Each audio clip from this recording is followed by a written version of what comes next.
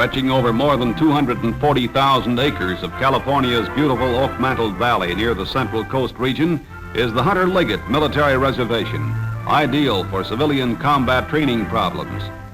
Arriving to organize and supervise the summer encampment training program is Colonel John W. Gerard, commander of this armored organization of the California National Guard. National Guard training, like that of the other branches of the military, begins with good basic soldiering. These men are called part-time soldiers because they are primarily civilians, and during the year, they spend an evening every week at their hometown armory learning military skills. Each summer, they enjoy coming to camp for their 2 weeks of training to put into practice the lessons they learned at their weekly armory meetings. Gasoline and lubricants are vital to every mechanized organization. This field training program includes simulated combat conditions for the personnel who man the gas and oil dumps, where bulk supplies are broken down into 5-gallon containers.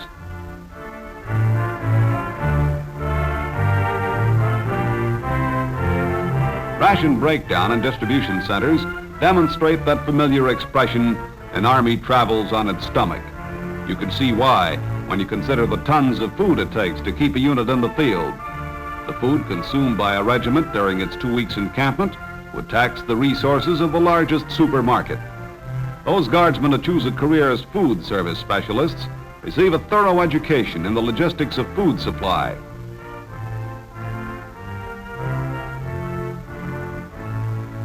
The combat soldier of World War II learned to appreciate this hollow horn immortalized by Bob Burns. Not a mortar, not a rifle, just a hollow tube with the firepower of a light artillery piece.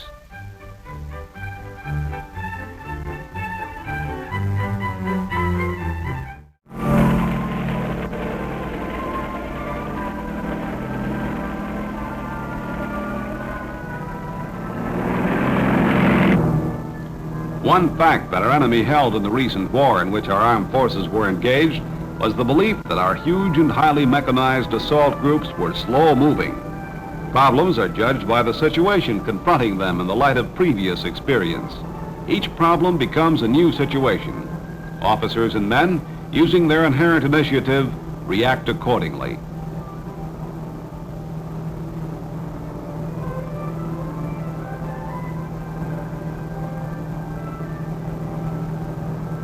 With the simulated target observed, the planes dive to get a better look.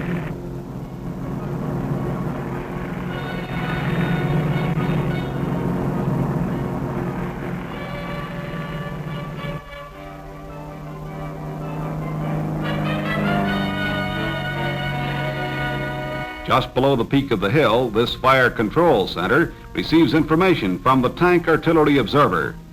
With the target outlined, information in the form of firing data is passed by the commander to the howitzer batteries. From a concrete pillbox observation post, the target is located. The observation plane takes off from a hidden dirt road to direct fire from the air.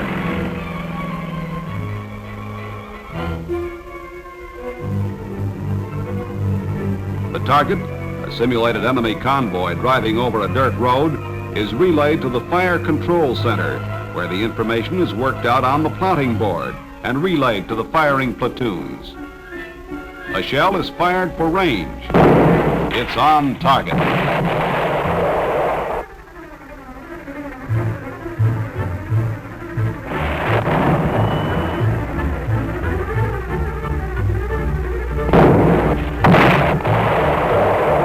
On the tank firing range, all practical tactics in tank warfare are taught the part-time tanker.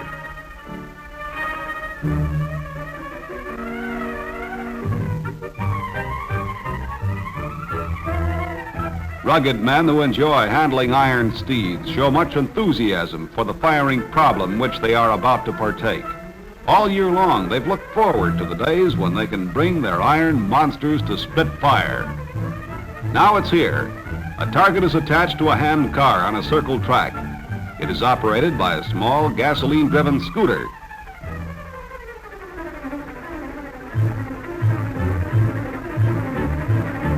As the target comes into range, our tanks open fire.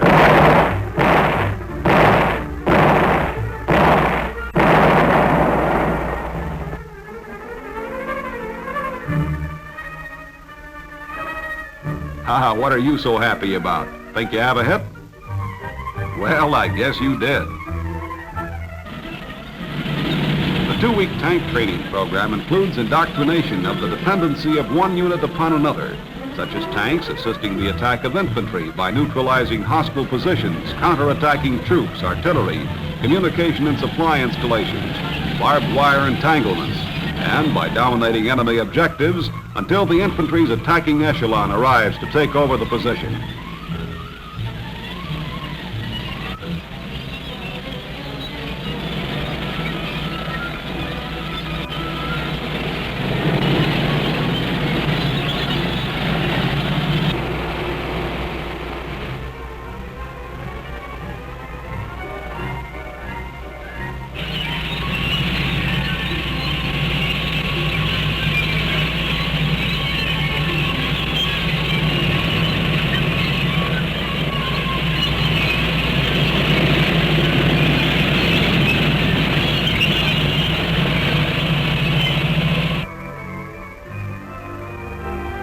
The beauty and splendor of the spacious Hunter Liggett Military Reservation is revealed by this swimming pool in the heart of the Palisades, a short ride from the firing range.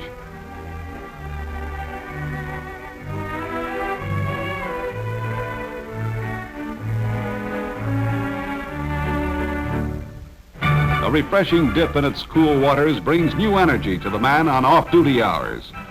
The warm companionship of the men of the California National Guard helps create much fun, along with the training which helps to develop the qualities of leadership and teamwork.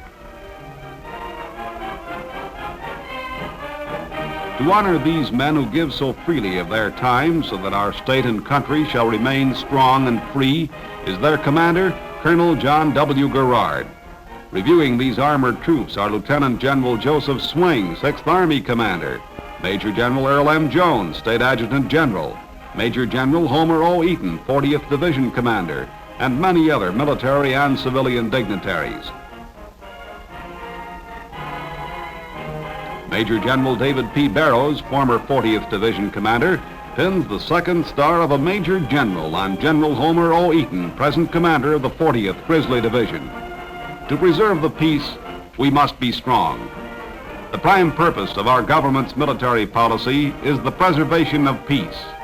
In our democracy, where our government is truly an agent for the people, of the people, and by the people, these citizen soldiers, volunteering their time as well as their technical knowledge and leadership, show that we have a competent, well-trained reserve force in the National Guard of the United States, ready to serve our state in the event of local emergency and our government in the case of war.